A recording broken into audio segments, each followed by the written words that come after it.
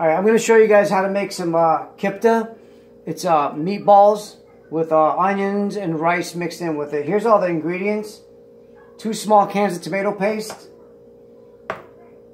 2 tablespoons of classic pure olive oil. Oregano. And some salt. And this kind of rice right here. You're going to need about maybe a quarter cup of rice of that stuff, and then make sure you rinse it out at least one time with water. And all that stuff is going to eventually be in this pot right here. I already put 2 tablespoons of that classic olive oil in here, and I got to put the rest of these onions in there. It was about 1 onion I cut to put inside the pot, and the rest of the onions, this is a whole nother onion. You're going to grab that and you're going to mix it with the hamburger, or just put it on there. Actually, let me just dump this out onto the counter so that way it's not in the paper.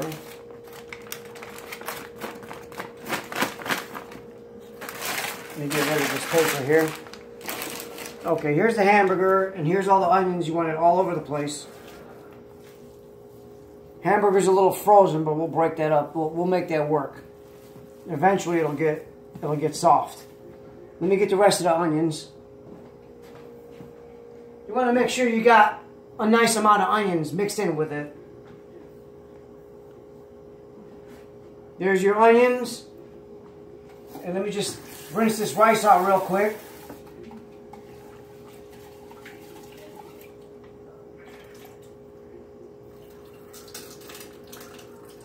Alright, and then you want to mix some of the rice in there. You want to leave the rest of the rice, maybe about that much, so you can put it in a pot. And then your oregano. That's your oregano that you're going to put in there, oregano leaves. It looks like maybe about a teaspoon of it in there.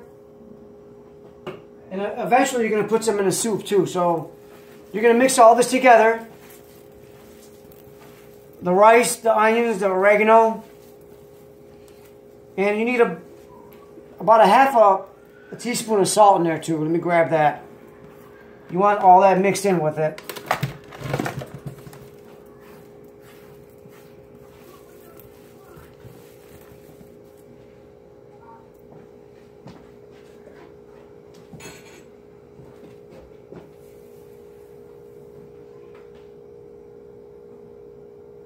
About that much salt.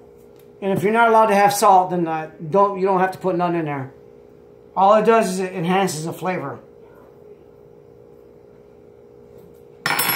And you mix this up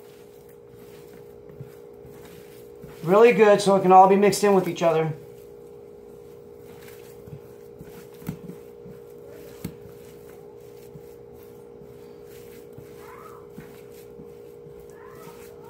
There's going to be 2 parts to this. So once I got all the meatballs done, in part 2, I'm going to show you like what they look like once I put them in the pot. So that way you guys know how to do it.